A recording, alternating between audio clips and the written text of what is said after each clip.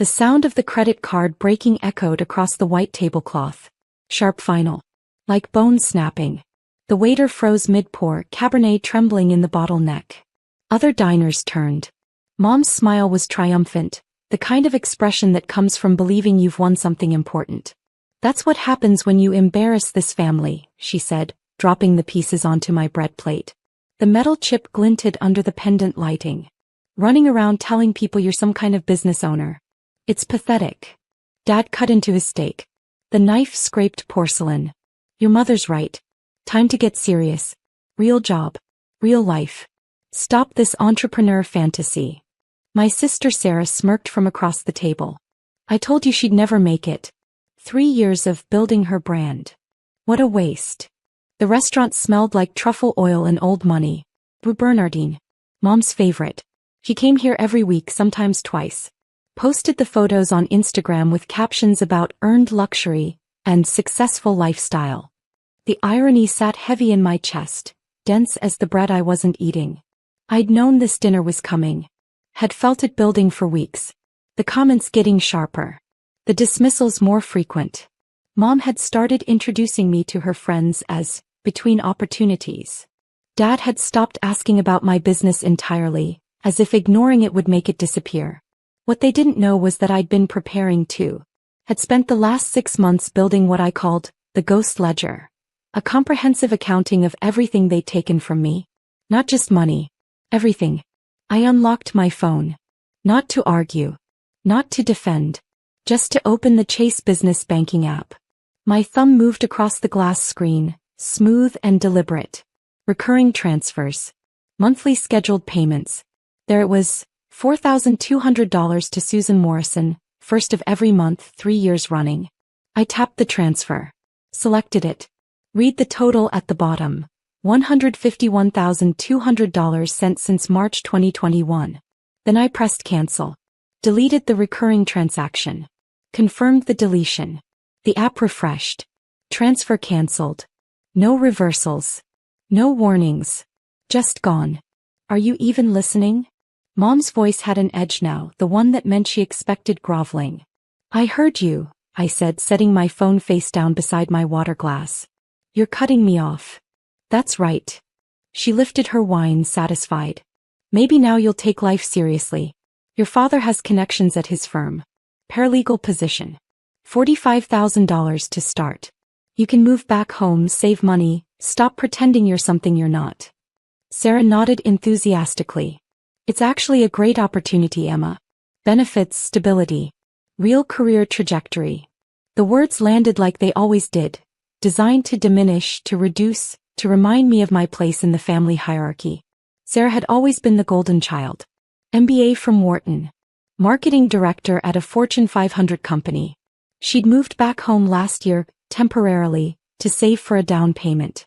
What she'd actually been doing was paying Mom and Dad $1,400 monthly rent while I covered most of their actual expenses. When's your mortgage due? I asked. The question landed wrong. I watched Mom's brain try to process the non sequitur, saw the micro-expression of confusion before she smoothed it into annoyance. Excuse me. Your mortgage.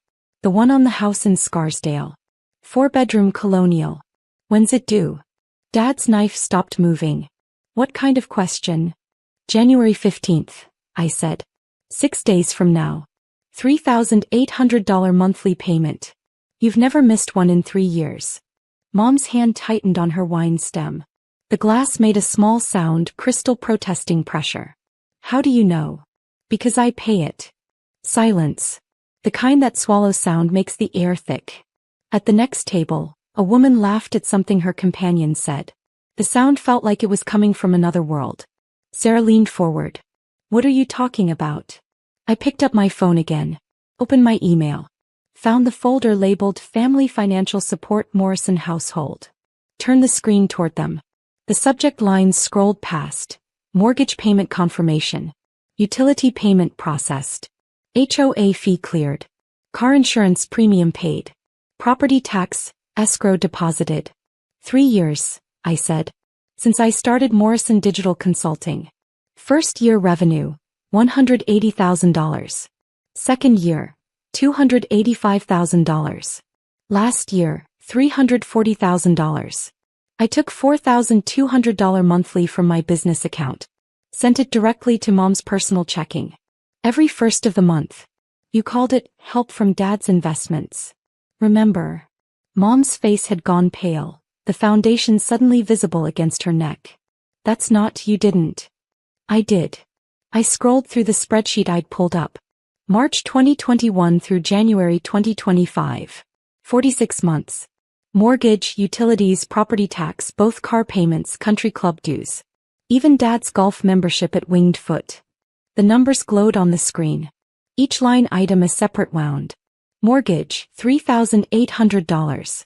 Utilities, gas, electric, water, internet $420. Property tax, monthly escrow $890. Mom's Lexus ES 350, $640.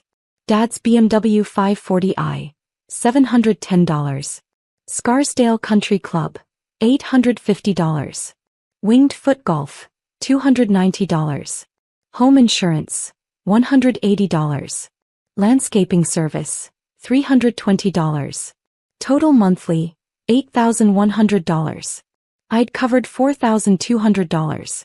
They'd covered the remaining $3,900 from Dad's consulting retainer and Sarah's rent payments. Dad's jaw worked. His hands had gone flat on the table, palms down. Why would you do that? Because you told me you were struggling. 3 years ago. March 2021. You came to my studio apartment in Queens. Sat on my futon. Said the retirement accounts took a hit during COVID. Said you needed help with the mortgage for just a few months until things stabilized. The memory was specific, etched in detail. Dad had looked smaller that day, older. He'd worn his reading glasses on top of his head, a tell that he was stressed. Mom had called twice during the conversation, her voice anxious in the background. They'd said the words that made me start the transfers the next week. We might lose the house. I'd believed him. Stupid, soft 25-year-old me had believed him. Had taken money from my barely profitable first-year business and sent it to them. Had kept sending it even when my own rent checks bounced. Even when I had to choose between health insurance and their mortgage. Things did stabilize, Mom said quickly. Her wine glass was shaking slightly. We were going to tell you. Tell me what? That you've been taking my money for 3 years while calling my business a fantasy? That every Sunday dinner where you told me to get a real job, you were sitting in a house I was paying for? That every time you posted Instagram photos from the country club, I just transferred money to cover the membership dues. My voice had stayed level. That was the thing I was proudest of. 3 years ago I would have cried. Would have apologized. Would have made it smaller to make them comfortable. Not anymore. Sarah's face had shifted. She was doing math, I could see it. Her accounting degree was finally useful. I've been paying rent, she said slowly. You told me it was going toward the mortgage. That I was helping with expenses. It was helping with expenses, Dad said. Just not the mortgage. No. I pulled up another screen. Bank statements from their joint savings account. It went into their vacation fund. The Sarah Morrison monthly rent payment. Deposited directly into savings. Last major withdrawal, December 18, 2024. Amount, $8,400. For the Turks and Caicos trip you're taking next month. The all-inclusive resort. 5-star. Sarah's mouth opened, closed. Her face had gone red, 2 spots of color high on her cheeks. You used my rent money for vacation while I paid for the house you live in. I set the phone down. The screen went dark. Yeah. The waiter appeared, nervous. He'd been hovering near our table, probably sensing the tension. Is everything all right with your meals? Fine, Mom said, her voice brittle as old paper. We're fine. We weren't fine. The table felt like a shipwreck and we were all drowning in different ways. I'd spent 6 months building the ghost ledger I'd mentioned. Started it in July when I'd finally run the numbers and understood the truth. They didn't need my help. They wanted my help. Needed me to stay small so they could stay comfortable. There's a difference. The ledger had categories beyond money. I pulled it up now, showed them the spreadsheet. Professional sabotage. January 2023. Client meeting with Harris Corporation, potential $45,000 annual contract. Dad called with emergency. Needed help moving furniture. I rescheduled meeting. Harris Corp signed with competitor 2 days later. Cost: $45,000 revenue plus relationship with industry contact. November 2023. Mom told her book club I was between opportunities when asked about my business. 3 women there were VP level at companies I'd been trying to reach. Never returned my emails after that. Cost: 3 potential clients, industry reputation. Confidence tax. Every Sunday dinner 2021 to 2024. Average 3.5 dismissive comments per dinner. 156 dinners attended. 546 times told business was cute hobby, not sustainable, fantasy. Cost: 2 years of therapy to rebuild self-esteem, $8,400 in copays. Time theft. Holiday obligations. 18 major holidays spent at family events instead of industry networking opportunities. Each holiday equals average 8 hours. Total, 144 hours. Missed networking events. 23 events skipped. 4 family obligations. Cost: relationships never built, opportunities never seized, time never recoverable. Financial sacrifice documentation. June 2022. Chose their mortgage over my health insurance premium. Uninsured for 4 months. Developed kidney infection. Emergency room bill. $4,200. Exactly 1 month's transfer to them. August 2023. Chose their property tax over my business liability insurance. 1 month uninsured. Lost potential corporate client who required proof of coverage. December 2023. Chose their car payments over my own emergency fund. When laptop died, had to use credit card at 22% APR. Still paying it off. Mom was reading over my shoulder. I could feel her leaning in. You kept track of all this? I'm a business consultant. I track everything. I closed the spreadsheet. The ghost ledger isn't about revenge. It's about understanding cost. You taught me that actions have consequences. I'm just applying the lesson. Dad's face had gone from pale to red. This is manipulative. Throwing our help back in our faces. Your help. The laugh came out sharp. You took $151,200 from me over 3 years. That's not help. That's theft with good branding. We're family, Mom said. Her voice had changed, had the quality of someone seeing an edge approaching. Family helps each other. Then why didn't you help me? The question sat there, simple and unanswerable. When I told you I was struggling, you told me to get a real job. When I asked for advice, you told me to give up. When I showed you my first $100,000 year, you said it wasn't sustainable. The only thing you ever wanted from me was money. Sarah was crying now quietly. Emma, I didn't know. I swear I didn't know they were. I know. I looked at her. You're not the problem. They are. You can't just stop, Mom said. Her hands were shaking. The wine glass trembled, red liquid moving like blood. The mortgage, we have other expenses we need. What I needed. The words came out colder than I'd intended. I needed parents who believed in me. I needed family who supported my dreams instead of dismissing them. I needed people who loved me for who I am, not what I could give them. The restaurant had gone quiet around us, or maybe it was just that I'd stopped hearing anything else. The world had shrunk to this table, this moment, this ending. I sent the cancellation confirmation this morning, I said. Before I came to dinner. All of it. Mortgage transfer, utilities, property tax, insurance, everything. It's done. The automated payments will fail on their scheduled dates. You'll receive insufficient funds notices from your bank. Mom's hands were shaking harder now. You can't, we'll lose. What I lost. I stood, picked up my bag. The leather strap felt solid against my shoulder, grounding. My savings. My emergency fund. The down payment I should have for my own place. 3 years of financial security. I lost that so you could keep your house and your cars and your image. You're punishing us, Dad said. His voice had gone hard, defensive. Over what? Pride? Because we hurt your feelings. Over the truth. I looked at him directly. I'm not punishing you. I'm just not saving you anymore. You're adults. Figure it out the way I had to figure it out. Alone. Mom grabbed my wrist. Her grip was tight, desperate, her manicured nails digging into my skin. Please. Just 1 more month. Let me figure something out. Please, Emma. I looked at her hand on my arm. Looked at her face. Saw the fear there, real and animal. Part of me wanted to fold, to say yes, to be the person who saved them one more time. But I'd learned something in 3 years of building a business from nothing. You can't save someone who doesn't think they need saving. They'd never thought they needed me. They just thought they needed my money. You have 6 days to figure out the mortgage, I said, removing her hand gently. Same timeline you gave me to grow up and get serious. Should be plenty of time for 2 intelligent adults with financial resources. I left cash on the table for my untouched meal. $60 exact change. Not from the card she'd broken. From the business account she'd pretended didn't exist. Sarah followed me outside. The cold January air hit sharp and clarifying. Emma, wait. He was crying, mascara smudged. Can we talk? Really talk? About what? About all of it. About them.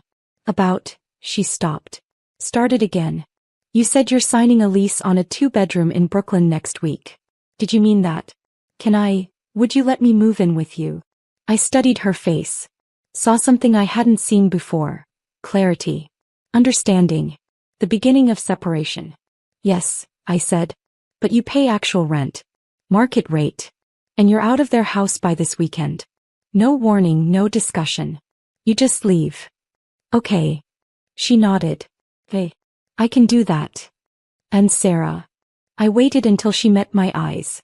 If you tell them where I live, if you give them my new address, if you become their information source, we're done. Not just roommates. Sisters. Everything. I need to know you understand that. I understand. Her voice was steady. I'm done being their messenger. I'm done with all of it. I gave her my new address. Watched her save it in her phone. Then I blocked Mom's number. Blocked Dad's. Not out of anger. Out of architecture. I was rebuilding my life, and the foundation couldn't include people who'd spent 3 years trying to demolish it. For months later I sat in my apartment. Exposed brick floor-to-ceiling windows, 15-foot ceilings. Rent paid from my account only, $3,200 monthly for a place that was actually mine. Sarah was in the kitchen making coffee. She'd moved in 3 days after the dinner. Brought 2 suitcases and her cat. Left everything else behind. She'd been paying me $1,600 monthly, half the rent, exactly market rate for the neighborhood.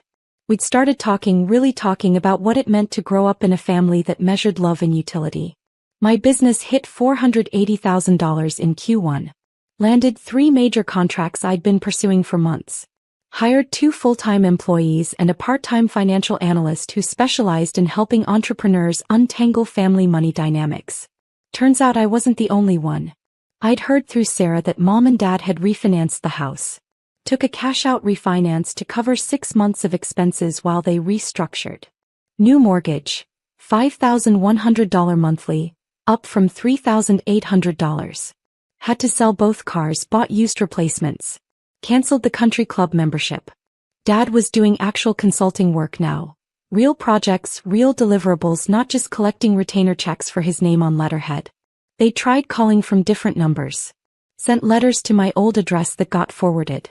Showed up at my old office building before they realized I'd moved to a co-working space. Sarah said they asked about me every day at first, then every week, then stopped asking.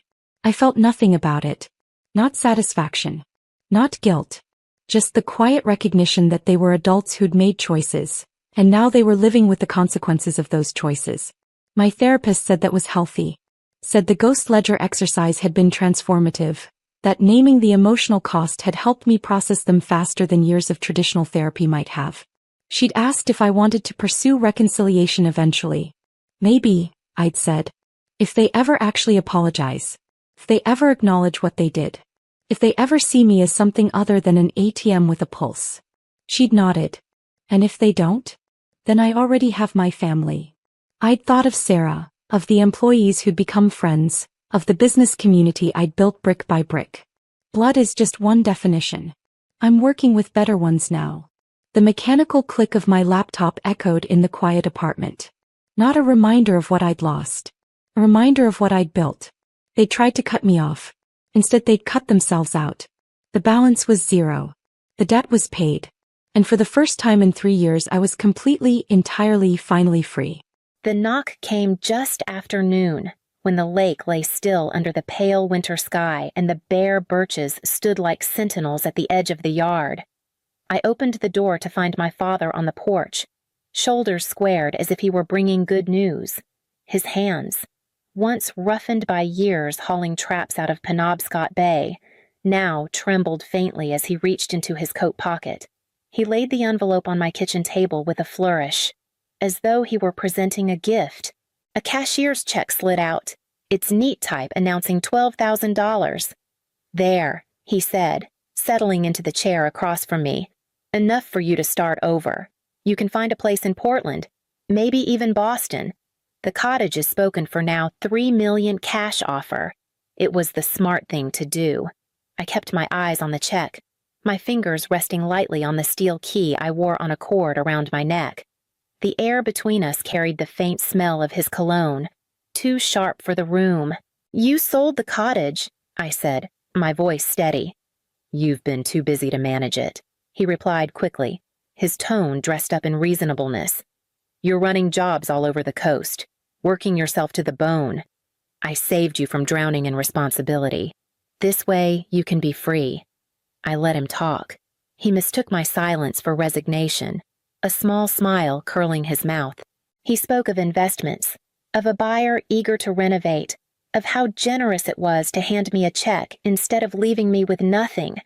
What he did not know was that I had sat in Claire Nguyen's office in Rockland only 3 days earlier, signing documents that transferred the cottage into an irrevocable trust. What he did not know was that a fraud alert already sat on file at the Knox County Registry of Deeds, waiting like a tripwire. I lifted the check, turned it once in my hand, and set it back on the table. My father leaned back, certain he had won. I rose from my chair and walked to the window, the lake stretching out in silence, the pines unmoved by his schemes. I breathed slowly, gathering the composure that had carried me through harder storms. When I turned back, I smiled. And that was the moment he should have realized he had stepped into a story already written by someone else. The next chapter of that story began with a whisper carried from a Rockport bar. After my father left that afternoon, the cottage fell into the kind of silence that carries memory in its walls. I sat at the table, the check still lying where he had placed it, and thought of the winters that had passed since my mother's death. I was 24 then, old enough to know what loss felt like, but too young to understand how permanent it would be. The probate judge in Rockland signed the papers transferring the cottage to me, a formality that felt less like inheritance and more like a sentence. My father had already grown restless, his attention drifting toward quick ventures and whispered promises of easy money. I stayed. Someone had to. The cottage had been falling in on itself, roof shingles curling, windows swollen with rot, floors sagging where water crept in. I worked jobs in Camden during the day and came back to strip wallpaper, replace joists, and sand floorboards at night. My hands toughened, my back learned the ache of labor, but I kept going. Each repaired beam was a line of dialogue between my mother and me, one I wasn't willing to forget. Through those years, my father's calls came steady. He needed bridge loans, cash for a truck repair, help covering late mortgage payments on a house in Belfast he swore he could flip. I said yes too often. I told myself it was family duty, that if I refused, he'd spiral into ruin. In truth, part of me believed control equaled safety if I kept the purse strings. I could prevent disaster, but control has a cost. Every dollar I sent his way pulled me further into silence, a silence where I didn't ask why he needed so much, didn't press for promises I knew he'd never keep. I became the steady wall he leaned against, even as the weight of it bent me. The cottage, though, never betrayed me. Each winter I stoked the wood stove, watched the snow gather against the stone steps, and reminded myself that this house was proof I could endure. Still, endurance is not the same as freedom. It was Owen who reminded me of that, with a whisper carried from a Rockport bar. It was Owen who broke the silence. He called late in the evening, his voice carrying the unease of someone who wished he didn't have to speak. He told me he'd been at a marina bar in Rockport, half listening to the chatter over cheap whiskey, when my father's voice cut through. Ronan had been bragging to anyone who'd listened that the lake place would be gone within the week, a deal already lined up, money as good as in his pocket. Owen paused, as if unsure whether to go on, then added the part that made my chest tighten. My father told the table I was too naive to notice a signature slipped under my hand. He laughed when he said it. That laughter, even secondhand, felt like a blade. By morning, I was sitting in Claire Nguyen's office in Rockland. Claire had been recommended to me years ago, but I'd never had cause to call. She greeted me with a measured calm that steadied my own pulse. I laid out the story, the debts, the check on my table, Owen's warning. She listened without interruption, then leaned forward and told me plainly a forged power of attorney was already in motion. If we didn't act, the county could record a deed before I ever knew it existed. We moved quickly. Claire prepared the documents transferring the cottage into an irrevocable trust, naming me lifetime beneficiary and trustee. I signed each page with deliberate strokes, aware of the weight in my hand. She also drafted a fraud alert affidavit for the Knox County Registry of Deeds. That filing, she explained, would act as a tripwire. Any attempt to slip a forged document through would trigger review. As I walked out of her office, the cold Rockland air hit my face with the force of certainty. I had finally drawn a line that no one, not even my father, could cross. That certainty carried me home, where preparation became my only language.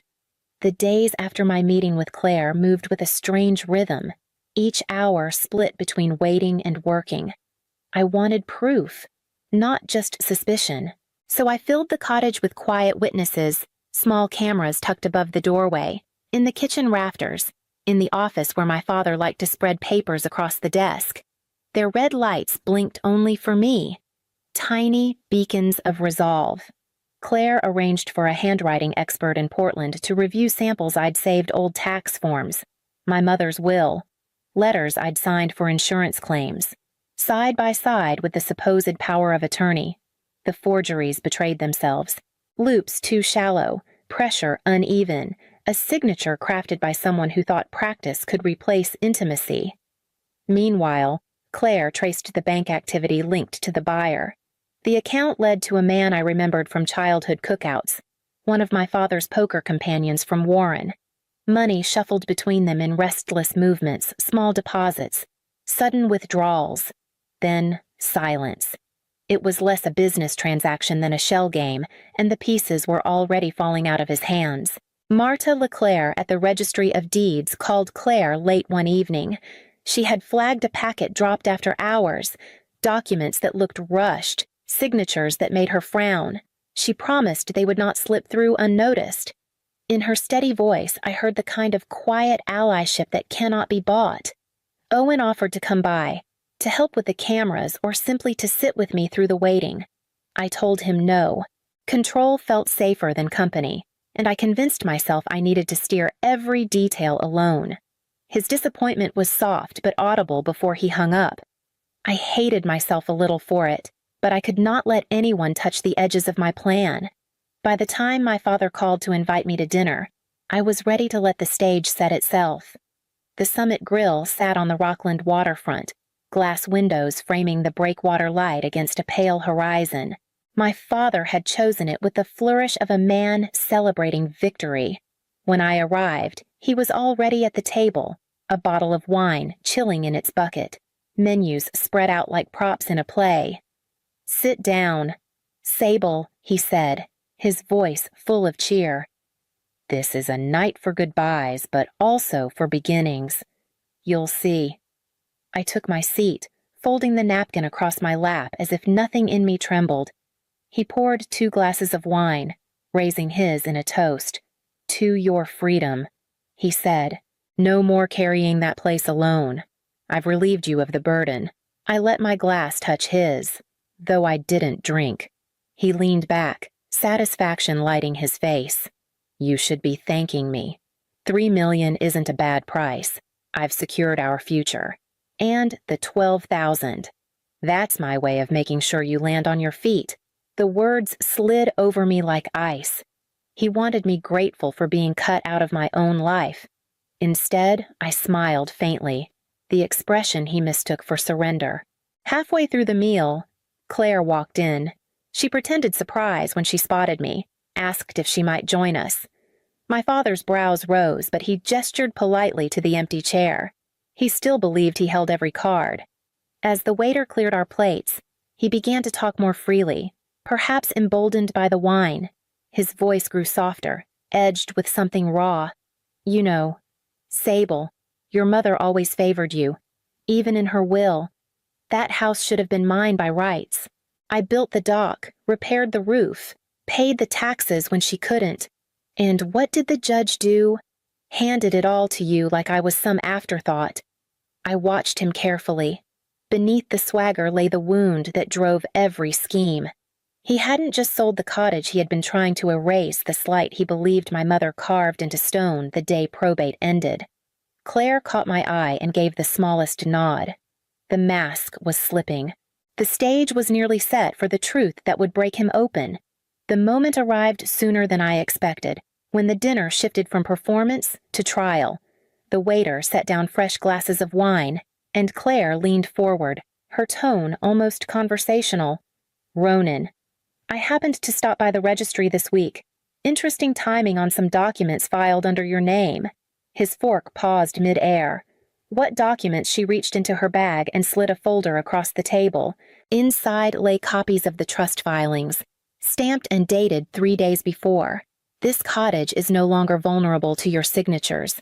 It belongs to an irrevocable trust with Sable as lifetime beneficiary. Any deed attempted afterward is void. My father's face darkened. He rifled through the pages as though disbelief might undo the ink. You can't do this to me. I already had a buyer. Claire's voice was calm, clinical. The so-called buyer is linked to a shell account in Warren, tied directly to one of your poker acquaintances. Funds never cleared escrow. If you represented otherwise, that qualifies as fraud. He slammed the folder shut. You think you're clever. But I poured years into that property, paid bills when your mother couldn't. Sable owes me. I felt the words burn, but I kept my composure. I don't owe you theft. He leaned closer, lowering his voice as if secrets could save him. You don't understand. I'm drowning. Thomaston lenders are breathing down my neck. I can't walk the harbor without someone reminding me of my debts. Selling that place was my chance to stay afloat. Claire's expression hardened. And forging a signature, exploiting your own daughter under Maine law, that's document fraud, attempted theft by deception, and financial exploitation of a family member. The district attorney could press charges tomorrow. For a moment, the swagger drained out of him. His eyes darted toward the window where the lighthouse blinked against the darkening sky. Then he straightened, summoning a last defense. So what now? You going to drag me off in handcuffs? Not yet, Claire said. Prosecutors often weigh restitution. If you begin repayment, if you cooperate, it may affect how charges are pursued. But make no mistake, your exposure is real, and the clock has already started. Silence settled between us, thick as the tide outside. He shifted in his chair, suddenly smaller, and I realized this dinner was no farewell. It was the first hearing of his reckoning. The real terms would be set in the days that followed, when boundaries had to be written in ink. The morning after the dinner, I drove back to Claire's office with the tide still low along the Rockland shore. The file from the night before lay open on her desk, its pages marked with yellow tabs. She asked what outcome I wanted, her tone steady, her eyes searching for the line I was willing to draw. I don't want this swept under the rug, I said, but I also don't want to see him in an orange jumpsuit if there's another way. Claire nodded, already drafting. We would initiate civil action, not to punish, but to preserve leverage. At the same time, she outlined a restitution framework. Ronan would begin repayments from whatever assets he could liquidate, attend mandatory financial counseling, and sign a covenant forbidding him from contacting me about the property or attempting to interfere with the trust. Any breach would trigger both the civil case and the criminal referral waiting in the wings. When I explained this to Owen over coffee in Camden, he frowned into his mug. "Do you realize what this will do to him? He'll say we're destroying him, not saving him." I looked at my cousin, weary of the balance I had to hold. Maybe both can be true. I can't ignore what he tried to take from me, but I'm not blind to what it means to prosecute your own father. The admission left a taste of ash in my mouth. I feared the weight of public disgrace, feared that even justified steps might sever something beyond repair. But I also knew silence would only invite another attempt. Owen pressed his lips together, then finally nodded. "If this is what keeps you safe, I'll stand with you." It was a fragile kind of peace, one that steadied me as I prepared to reset every lock on my life. Back at the cottage, I began with the locks. New hardware gleamed against the old pine doors, each turn of the wrench a reminder that control could be practical, not just symbolic. I walked the shoreline afterward, marking the places where erosion had crept closer. Under Maine DP rules, I installed low stone buffers and native plantings, building a quiet defense against forces older and more patient than any family quarrel. Inside, I hung 2 frames above the mantel. One held my mother's original deed, the paper yellowed but still legible in her careful script. The other displayed the new trust certificate, crisp and formal, proof that the cottage's story had not ended with betrayal. Together, they told a lineage of survival. Ronan tried to slip through anyway. He called Owen, spinning the same tired lines about family loyalty, about how I had been poisoned against him. Owen told me later he listened, but this time he didn't bend. "If you want to talk about money or the house," he said to Ronan, "do it through Claire." Hearing that gave me a relief so sharp it nearly felt like grief. At my next meeting with Claire, I found myself confessing what I hadn't dared name. The more I tighten things, the more alone I feel. I admitted, "I keep thinking if I control every hinge and every dollar, nothing can touch me, but it leaves no room for anyone else to stand beside me." Claire closed the file gently. "Safety matters," she said, "but walls can turn into cages if you never open the gate." Her words lingered with me long after I left, carrying into the last weeks of summer when Camden's streets grew crowded with visitors and the air hinted at change. By late August, Camden's streets pulsed with tourists, the farmers' market filled with crates of blueberries and jars of honey. Harbor Park overflowed with families listening to music by the bay, the rhythm of a town that looked untouched by private wars like mine. Ronan had begun restitution under Claire's supervision. The payments were small, clipped from the wages he earned repairing boats in Owl's Head, but they came on time. I kept each receipt in a folder, not for revenge, but because the record mattered more than his promises ever had. I needed my own act of repair, one that stretched beyond bloodlines. So I set up a small grant through a local land trust, designed to help homeowners fight deed fraud. A few applications arrived within weeks. People with stories too familiar signatures questioned, neighbors coerced. For the first time in months, I felt my vigilance building something rather than only guarding against loss. Then a letter came in Ronan's hand, unadorned and plain. No apologies, no excuses. Just a single request to stand at the road and look at the cottage once more. I carried the letter to the lake, read it on the granite steps where my mother used to sit. The request was modest compared to the damage done, and yet it stirred something complicated. After days of weighing, I allowed it one visit, supervised, from the gravel shoulder beyond the gate. When he came, he kept his distance. He looked at the roof lines, the stone chimney, the birches shifting in the late summer breeze. His face was unreadable, but his silence was the closest thing to respect I had ever received from him. By September, I understood the future would be written in boundaries, not bargains. A year passed in measured increments, marked not by drama but by steady, deliberate steps. Each month, Claire sent me updates Ronan's partial compliance, small payments logged, counseling sessions attended. None of it erased what he had done, but it carved a rhythm of accountability I could live with. When I met Claire in her Rockland office, she spread the file across the desk. "He's meeting the terms," she said. "Not perfectly, but consistently. Enough to keep the civil action in abeyance." I nodded. It was not forgiveness I felt, nor the hollow ache of unresolved anger. It was something quieter, the recognition that I could not fix him, only fix the lines he once crossed. Back at the cottage, the air carried the first bite of autumn. I had prepared a shadow box for the mantel. Inside, I placed 3 things: the steel key I had worn around my neck, the trust certificate with Claire's crisp filing stamp, and the photograph of the cottage my mother had taken the summer before she died. Together, they told a story of survival of what was nearly taken and what had been reclaimed. I stood back and studied the display. The key no longer needed to rest against my skin. It belonged there, behind glass, as both artifact and promise. The cottage breathed with its own quiet life around me, its walls no longer trembling under threat. Outside, the birches swayed, and the lake caught the light like polished glass. My father's shadow lingered somewhere beyond the gate, but he no longer stood inside.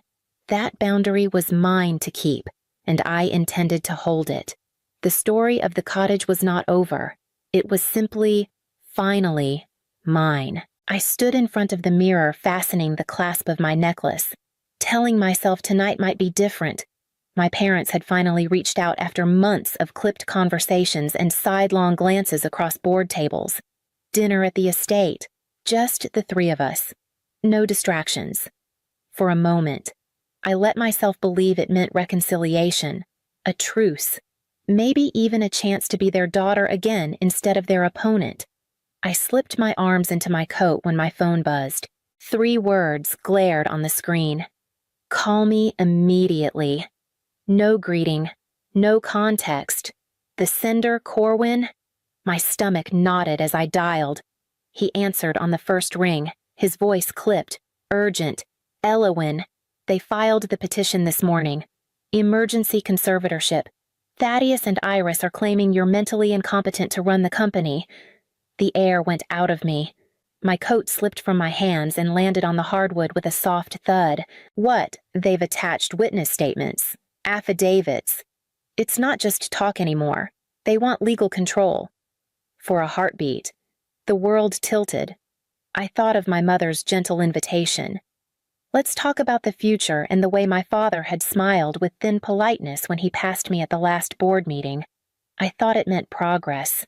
Instead, it was preparation. "They planned this," I whispered, though it was less a statement than the slow recognition of a trap. Corwin didn't soften his words. "Yes, and they're moving fast." The lemon tarts I'd bought on my way home sat in their box on the counter. Suddenly absurd. A peace offering meant for parents who had already decided to erase me. I sank onto the edge of the bench by the door, pulse hammering, and stared at the phone still glowing in my hand, knowing I couldn't walk blindly into that dinner. It was never an invitation, it was an ambush, and I had just stepped into their game. I could still hear my mother's voice from 3 days earlier, lilting with warmth I hadn't heard in months. "Honey, let's talk about the future. Just dinner. The 3 of us." It had sounded like a thread sewn into something torn, a chance to believe we might find our way back to each other. I wanted so badly to believe it that I stopped at the little bakery near my old school and bought lemon tarts, the kind she used to sneak onto my plate when I was a girl. Now, with Corwin's words echoing in my head, the memory soured. That gentle tone, that invitation it had been rehearsed. They hadn't wanted my company. They had wanted my compliance.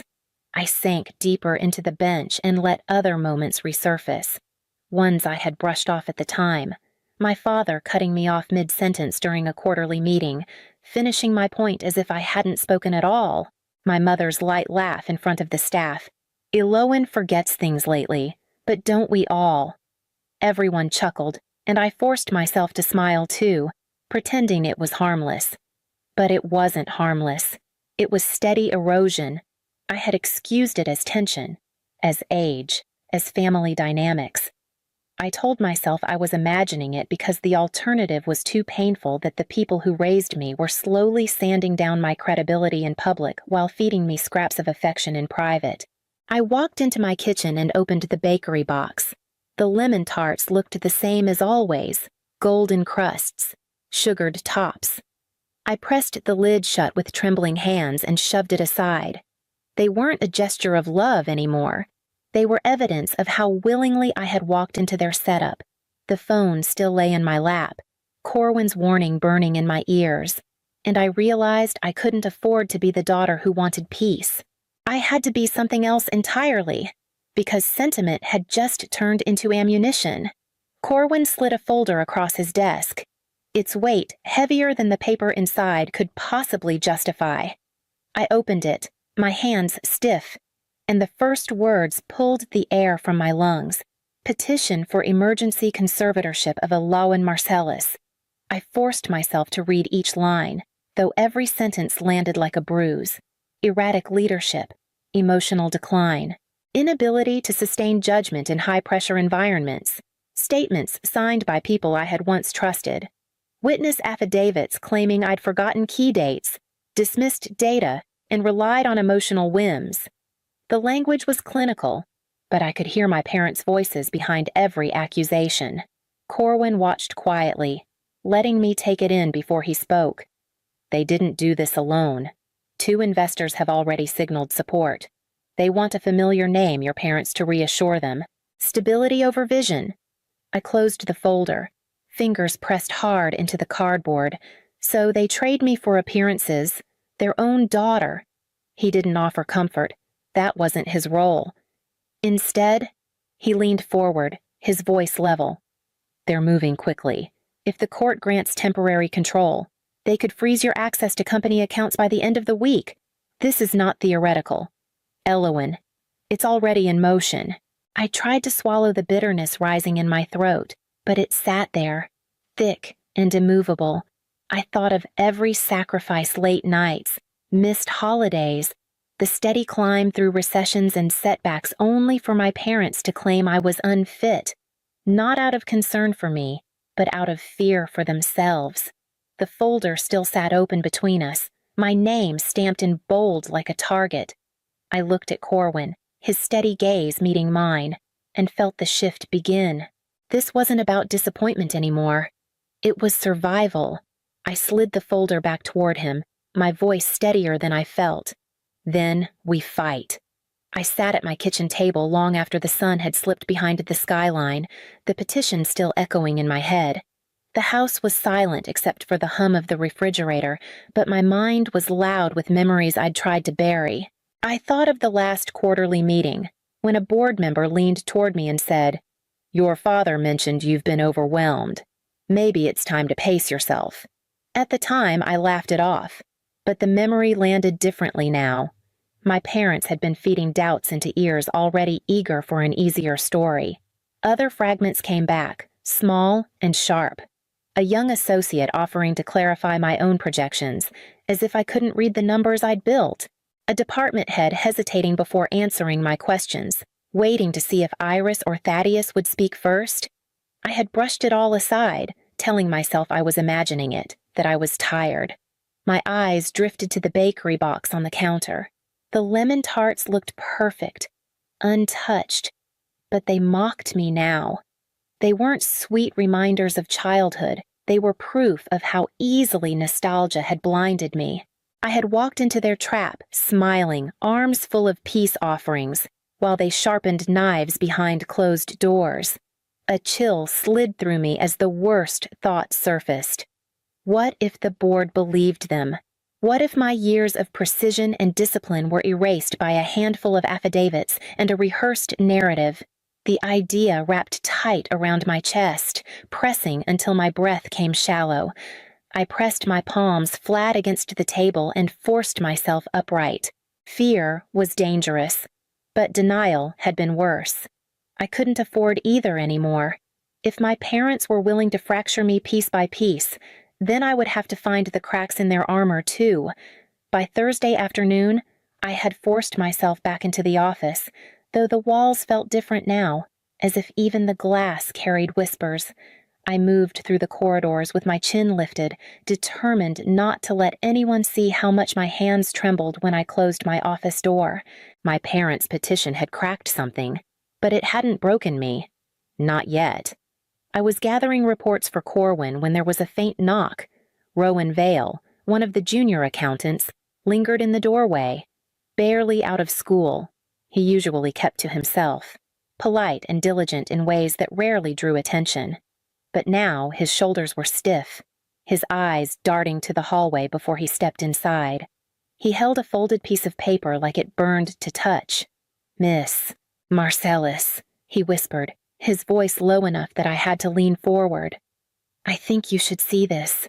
I reached for it, the tremor in his fingers betraying the risk he felt. He didn't wait for me to open it, just backed toward the door. "Please don't say it came from me." Then he was gone. I unfolded the sheet, and the breath left my lungs. An email, printed from the company server. Subject line: pre-transition support. The body was short, direct. "Once we assume interim control, bonuses will be distributed accordingly. Signed, Iris Marcellus." I read it twice, then a third time, the words cutting sharper with each pass. Interim control. Not if, but when. Bonuses promised in exchange for loyalty. This wasn't concern for my health or the company's future. This was bribery dressed in polite font. I pressed the page flat against my desk, my pulse pounding.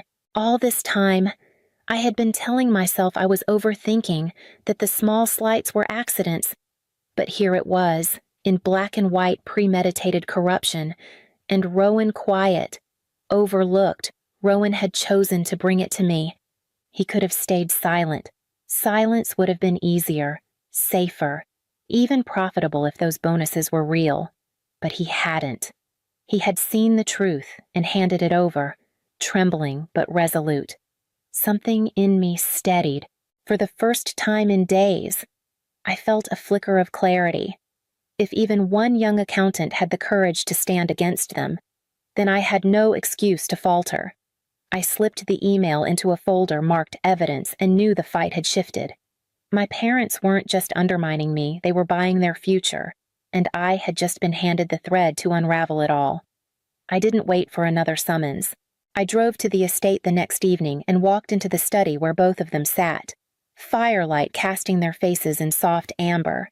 For a moment, they looked like the parents I remembered: my father with his heavy brow, my mother with her careful smile. But the words that followed belonged to strangers. "Elowyn," Iris began, her tone gentle enough to pass for kindness. "We never wanted this to feel adversarial. You've done incredible things, but everyone has their time. We just want to make this transition graceful for you." Thaddeus leaned forward, folding his hands as though we were discussing weather. "Better to leave before questions are asked. We can keep this quiet. Let you step down with dignity. Mercy is what this is. Daughter. Mercy." The word hit me like ice. My throat tightened, but I forced it open. "You filed a petition behind my back. You told the court I'm incompetent. That isn't mercy, it's a mask. And I have the receipts." For the first time, their expressions shifted. Iris's smile flickered, and Thaddeus's jaw hardened, but neither admitted anything. They simply exchanged a glance. One I had seen 1,000 times when they presented a united front to the world. I didn't stay longer. Any conversation beyond that would only give them ground. I turned and walked out, my heels echoing against marble, my pulse steady in a way it hadn't been for weeks. Later, in my own office, I began combing through the company's financial records with a sharper eye than ever. That was when the numbers began to glow like embers in a dark room. A payment of $12,000 to a strategic advisory firm no one had heard of. Another $8,500 to a so-called consultant abroad with no reports, no deliverables. No trail of actual work. I sat back, staring at the screen. The figures screaming louder than words ever could. Fraud wasn't suspicion anymore. It was undeniable, logged, and time-stamped. My parents hadn't just tried to take me down with a story they were funding their betrayal with stolen money. And with every document I saved into my growing file, I knew the facade of mercy was cracking, leaving only the raw steel of strategy behind it. By the weekend, my office no longer looked like a workspace. It looked like a bunker. Every surface was covered with binders and folders, each labeled in block letters, medical evaluations, revenue growth, client retention, staff commendations. I built the wall of evidence brick by brick, the way I had built the company itself patiently, precisely, without shortcuts. I laid out the clean medical reports first, signed by 2 specialists, confirming what I already knew: no cognitive decline, no impairment, no reason to doubt my ability to lead. Then came 3 years of revenue records charts that told a story numbers never lie about. Growth steady, margins healthy, expansion real. On another table, I spread client contracts and personal notes of thanks. Their signatures proof that my leadership wasn't just ceremonial. When fatigue pressed in, I forced myself to watch the recording of my keynote at the Leadership Summit last year. 40 minutes without a single note. Every fact and figure delivered with precision. I remembered the standing ovation at the end, the rush of pride when strangers recognized what my parents had long dismissed. As I replayed it, I didn't see sentiment. I saw clarity. That woman was still me. Corwin stood across from me late one night, his tie loosened, eyes narrowing as he scanned the stacks. "This is good," he said, tapping one binder. "But remember, they may stage evidence, fabricated anecdotes, coached witnesses. Be ready for noise." I nodded, sliding another set of files into place. Let them try. Numbers don't shake when questioned. I straightened, surveying the fortress I had built. This wasn't about nostalgia anymore. The lemon tarts, the memories, the longing for reconciliation, those were ashes now. What stood before me was my arsenal, and the courtroom was waiting. The next step was no longer survival. It was war. The courtroom smelled faintly of polish and cold air, the kind of place where truth was supposed to cut sharper than sentiment. I walked in steady, dressed in black. While across the aisle, my parents had already staged their tableau. Iris wore cream, soft and composed, her expression carefully painted in maternal calm. Thaddeus sat beside her, spine straight, projecting the air of a dignified patriarch burdened with a difficult duty. Their lawyer began with practiced sorrow. "This is not about animosity," he said, gesturing toward them. "This is about concern. My clients are loving parents who have watched their daughters decline with growing alarm, erratic decision-making, emotional instability. They acted not out of ambition, but necessity." I kept my hands folded, listening to the fiction they spun in public. Every word was polished, but the undertone was unmistakable pity disguised as truth. Then it was Corwin's turn. He rose calmly, no theatrics, and began sliding binders across the bench. "Your Honor, the respondent has been medically evaluated by 2 specialists within the last 18 months. Both reports confirm no signs of cognitive decline." He opened the folder, pages stamped and signed. Another binder landed next, filled with 3 years of revenue growth, client retention, and expansion deals all benchmarked above industry standards. The room rustled as charts and contracts were passed forward. Finally, Corwin set down a stack of financial records, his voice sharpened to precision. "And here we have documentation of unauthorized payments: $12,000 to a shell firm, $8,500 to a consultant abroad. These transfers were approved by the petitioners, disguised as company expenses." The judge flipped through the pages slowly before lifting his gaze. His voice was steady, but it landed like a hammer. "You accuse your daughter of incompetence while using her company's funds against her." Gasps rippled through the gallery. Iris faltered, her hands tightening on her lap. Thaddeus opened his mouth, stammered, and fell silent. For the first time, their carefully constructed illusion began to crack, and I knew the stage was shifting beneath their feet. The judge's words cut through the air with finality. The petition was dismissed, and with it the lie my parents had been rehearsing for months. But the gavel didn't just protect me, it turned on them. A review of their financial misconduct was ordered, the very fraud they thought they could bury now dragging them into the light. By evening, the board had called an emergency session. I sat at the head of the table, Corwin at my side, while the members shifted uncomfortably in their seats. Corwin's voice was calm as he presented the evidence piece by piece, the loyalty test emails Iris had sent, the payments to shell firms, the bonuses promised in exchange for silence. Each document passed across the polished wood landed like a verdict. When the discussion ended, there was no debate left. The vote was swift, unanimous. Thaddeus and Iris were stripped of all authority, their names removed from positions they had once worn like crowns. For the first time, they had no stage, no script, no power.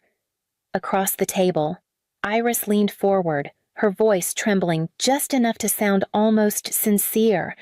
We only wanted what was best.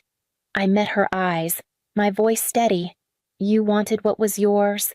I built what was mine. She flinched, and silence spread across the room. The board members turned toward me, waiting for direction. The moment that had once terrified me now felt earned. The throne they had tried to seize was gone, and the weight of leadership rested back where it belonged. I signed the removal paperwork without hesitation, knowing the next chapter of this battle had already begun. 2 weeks later, I walked into the boardroom at 9, sharp. Every seat was filled, the air tight with anticipation. As I stepped inside, the members rose from their chairs in unspoken acknowledgement. It wasn't pity in their faces anymore. It was respect. I took my place at the head of the table, the chair that had once felt heavy with doubt. This time, it fit like it had been made for me. I let the silence settle before I spoke. This company is my legacy.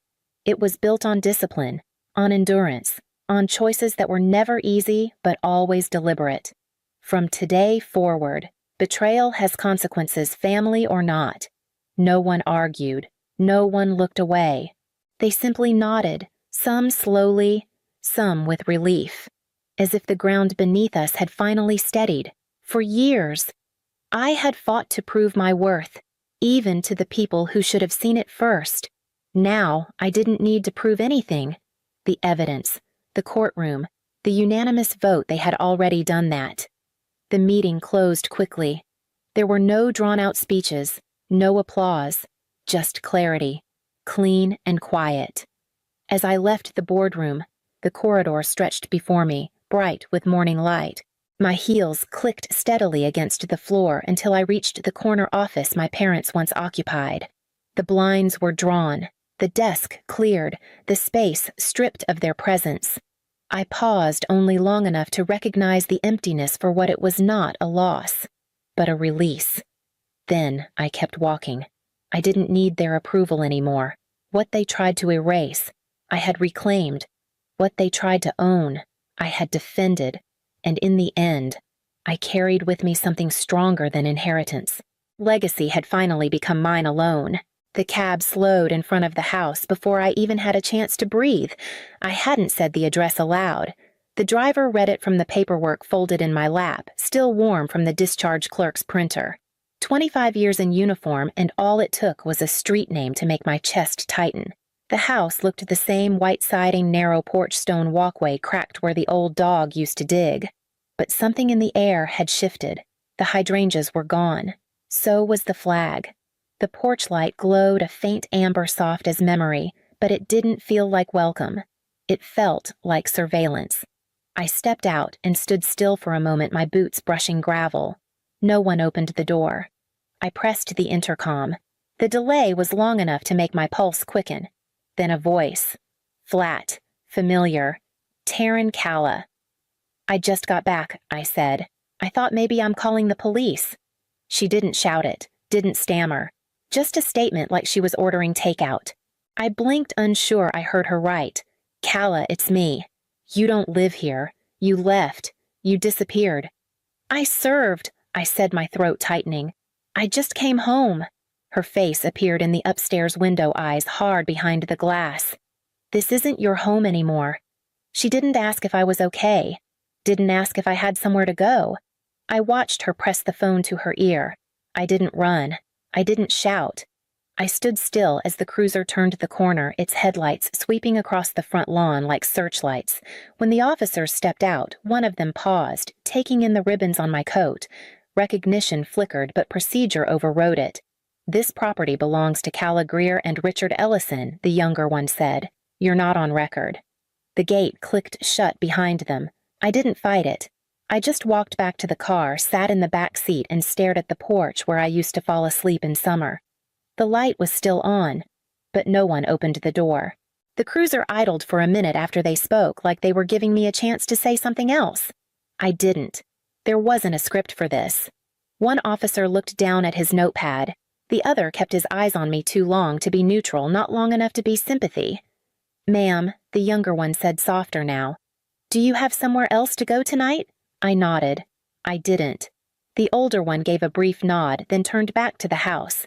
Calla stood in the doorway now, arms folded like she was freezing, though the night wasn't cold. Her face didn't change when the gate clanged shut. She watched like a security camera, recording not feeling. I didn't move until their taillights disappeared. Then I stepped back up to the edge of the fence. I just wanted to see Mom, I said. Calla didn't answer. She knows I'm back right. She doesn't want to see you. Did she say that? She doesn't have to. There was a silence between us that used to hold shared memories, kitchen burns, sleepover secrets, the time we buried that broken necklace and promised never to fight over it. That silence was gone now, replaced by something sharp and deliberate. Dad signed the deed last year, she added like she was checking off a box. It's in both our names now. That house was left to me. No, you were just told that. Grandpa never filed anything official. I've looked. Her voice was so matter-of-fact it sounded rehearsed. You're not in the will, Taryn. You're not on the deed. You're not part of this. She turned before I could speak. The door closed without sound. I walked back to my car and sat in the dark coat still zipped to my chin. From the driveway, a figure moved behind the blinds, tall, upright. Dad. He didn't look out. Not once. And that was when I knew I wasn't just shut out. I was being erased. The next morning, I walked into Grayson's Diner just off the old highway strip, where every booth had a cracked vinyl cushion, and the waitress knew everyone's name by the second visit. Ruth was already there, tucked in the back like she hadn't moved since undergrad. Same black blazer, same focused stare, but now it held more weight, like life had sharpened her instead of weathering her. She didn't ask how I'd been, didn't offer condolences or small talk, just tilted her tablet toward me and tapped the screen. You need to see this. The listing was familiar, my grandfather's address, but the name on the owner line wasn't mine. It wasn't even Calla's. It was a company I'd never heard of, Ironfield Holdings, LLC. I stared at it, waiting for it to make sense. I didn't sell anything, I said quietly. Ruth tapped again. Another document appeared, a property transfer filed 3 months ago. My name was there, not just listed. Signed. See it, she said. Seller Taryn Ellison. My throat dried instantly. That's not my signature. I know. That's why I called you. I ran a notary scan. This one's been flagged in 2 counties for irregular filings.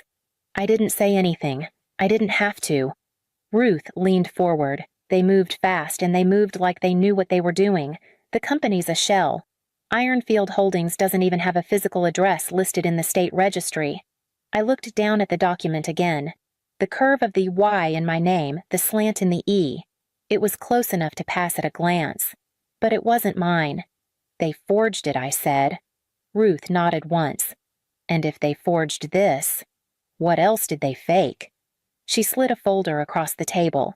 That's what we're going to find out.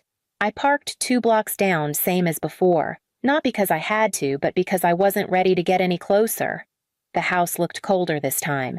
The porch light was off. The old hydrangea bushes Grandma used to baby with coffee grounds and crushed eggshells were gone, dug out down to the roots. A plastic sign leaned crooked in the lawn, private listing, no agent contact. It didn't look like my home anymore. Just a property now, a number in someone's ledger. I stayed in the car watching the windows. Every corner used to hold something a telescope Grandpa bought secondhand, the swing he built from leftover deckwood, the tin box where we practiced Morse code. I could still hear the taps, two short, one long, his voice from the porch, saying, "You'll need to know how to speak, even when they won't let you." Now, even the porch railing had been replaced. I wondered if the new boards knew what they'd erased. A flicker of movement crossed the second floor. Curtain shift. Shadow. Someone was home, but no one looked out. Maybe they knew I was there. Maybe they didn't care. I pulled out the folded folder Ruth gave me. Inside, copies of the fake deed, flagged notary stamp, and screenshots of Ironfield's non-existent registration. I read them like battle plans, clean lines, cold logic. But between the ink was something messier. They hadn't just taken the house. They were rewriting the story, cutting me out like I never lived there, never raked those leaves, never cried under those glow-in-the-dark stars. I zipped my coat and turned the key in the ignition. The war wasn't just legal. It was personal now, and I wasn't letting them win without a fight. The note was wedged beneath my wiper blade the next morning. Plain white paper typed in all caps. "If you're really Taryn, meet me at Alley 9. 9:30 p.m. Come alone." No signature. No explanation. I stared at it for a long time, half expecting someone to be watching. But the street was still. No movement behind the curtains. No shadows on the sidewalk. That night, I left everything traceable at home phone badge, even my coat with the rank pins. I wore black, pulled my hood low, and walked the blocks like I used to when Grandpa taught me how to move quietly. The alley sat between two abandoned storefronts, narrow and reeking of rust and engine oil. Chain-link fences lined either side. I waited 10 minutes before a man stepped out from behind a dumpster. Mid-50s, calloused hands, grease under his nails like it was part of him. "I knew your grandfather," he said. I didn't answer. He nodded toward the street. "Ethan. I work at Maddox Auto. Been here long enough to notice when things don't sit right." What kind of things? He scratched his jaw. "Black vans, no plates, show up late, always back into the alley. They unload crates, no labels, real quiet. Same guy every time your sister's husband." "Mason. Yeah, acts like he owns the whole block, wears gloves, doesn't talk." I felt my stomach knot. What's in the crates can't say. But they ain't furniture. They don't treat 'em like boxes. They treat 'em like risk. He stepped closer. "People around here talk. They say you're unstable. Say combat messed you up. They've said worse." He looked me in the eye. I don't believe him. I didn't look away. I didn't thank him either. I just asked where the vans went. I came back just after midnight. Black hoodie camera clipped beneath the collar and boots, soft enough to blend with the gravel. The alley behind the house hadn't changed, still narrow, still damp, still holding secrets in the way oil clung to the cracks. I crouched behind the half-collapsed fence where Ethan told me to wait. Just before 1, the first engine rumbled low. 2 black trucks coasted in without headlights. No markings, no plates. They backed in smooth and practiced. Mason climbed out of the second truck. His movements were brisk, confident, like this was routine. He didn't look around, just pointed to the back entrance and barked something too quiet to hear. 4 other men moved fast, box after box, all the same size. No labels, no sound when they hit the ground. I filmed everything, timestamps, faces, gestures. Then I moved. Around the side of the fence toward the vent near the basement. The metal slats were rusted but open enough. I slipped the mic and pressed record. Voices filtered through. Muffled at first, then one cut through low and certain. "If the officer finds out we sever the tie." Immediate, no backtracking. I froze. That voice didn't belong to Mason. It was gravel-lined, deliberate, familiar. My father.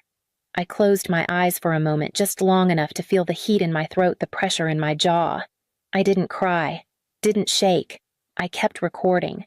He wasn't covering for them, he was directing it. By the time I pulled the mic back and slipped away, the trucks were gone. The alley was quiet again, but the silence wasn't clean anymore. It was stained with something I couldn't scrub out, something I couldn't unknow. I didn't sleep. By sunrise, my apartment had become a war room. Ruth sat on my couch, hair pulled back, glasses low on her nose as she flipped through property records and court filings. Across from her, Dev Patel's voice crackled through the secure call audio-only voice modulated just like old times. We hadn't spoken in 3 years, but the moment I forwarded the files, he replied within minutes. "I'm in," he said. "You still store backups like you used to?" "Better," I said. 3 encrypted drives air-gapped. "Good," he replied. "Start uploading." While Ruth organized hard copies and court-ready folders, Dev dove headfirst into the metadata timestamps document authorship chains, buried IP logs. He found the notary's digital seal flagged 2 years ago for forged DMV affidavits. Same signature sat on my deed transfer. Ruth was building a timeline and Dev was tearing apart their trail. It didn't take long before the pieces started snapping together. Ironfield Holdings wasn't just a shell, it was a funnel. Dev traced midnight transfers from Mason's logistics firm into Ironfield's offshore accounts. Short bursts, large sums, always around the same dates as the unmarked deliveries. "This isn't just fraud," Ruth said, flipping through the latest batch of filings. "This is coordinated. This is deliberate." Dev's voice came through quieter now. "Got something else. Lease agreement. Industrial warehouse in Roanoke authorized 3 months ago." I opened the file. My name was listed. Authorized by Richard Ellison. He hadn't just orchestrated the deal.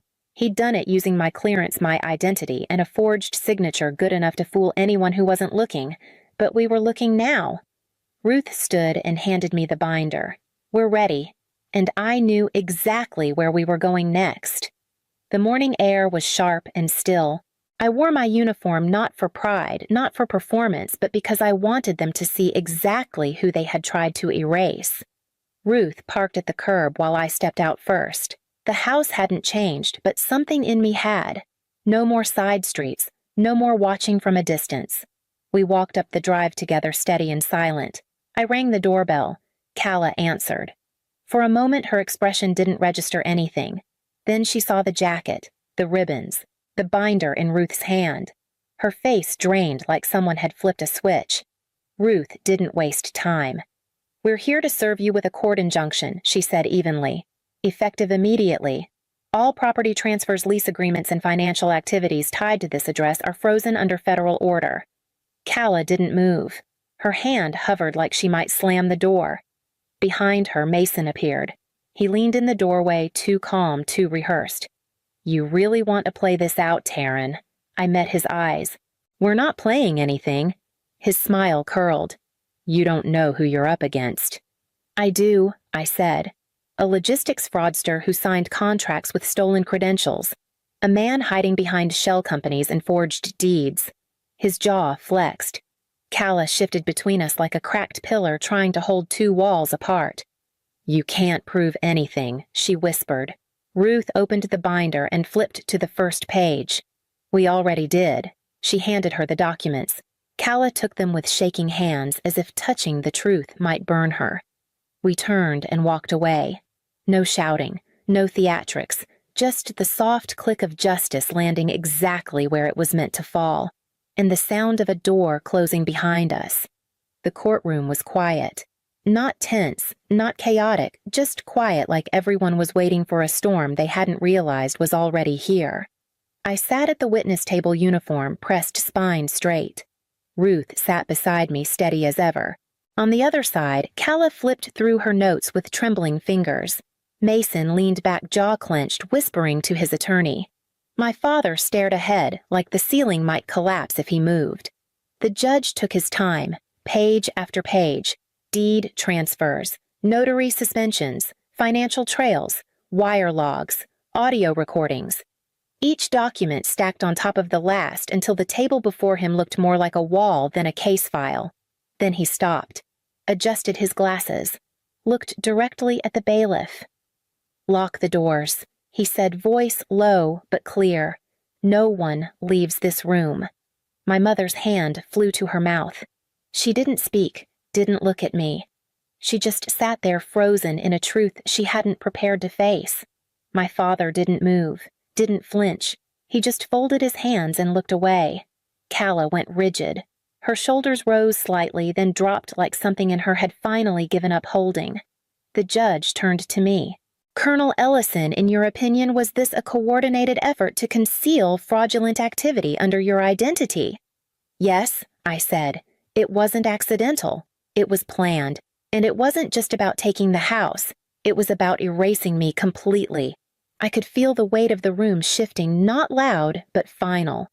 The judge nodded once and turned to Ruth. "You may proceed with sentencing recommendations."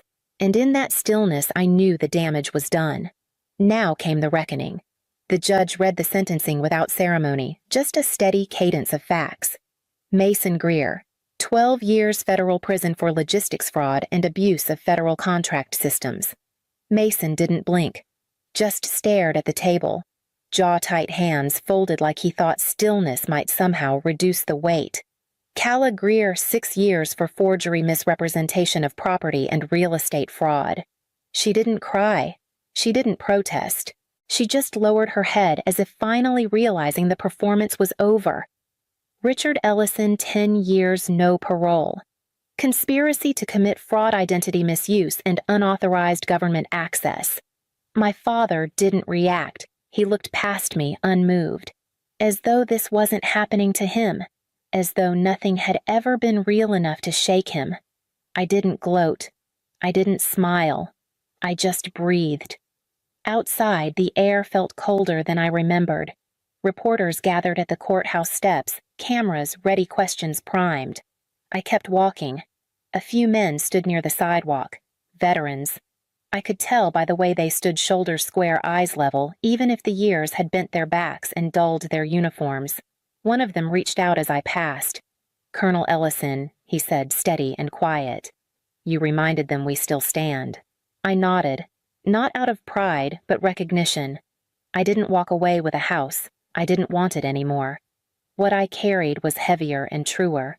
They tried to replace me with paperwork and whispers, but in the end, I had something they couldn't forge. My name. And now it was written in the one place that mattered. The Defense Archive was quieter than I remembered. The air inside smelled like polished stone and old stories, the kind that didn't need to be retold to matter. I hadn't been back since before Bahrain, since before everything. The security guard nodded when he saw my badge. No words, just a silent gesture toward the far corridor, the one with the black granite wall. I walked slowly, letting the stillness settle around me. Every name carved into that wall had been earned, some by loss, some by sacrifice, some by a quiet persistence that refused to disappear. My fingertips found the grooves of my own name.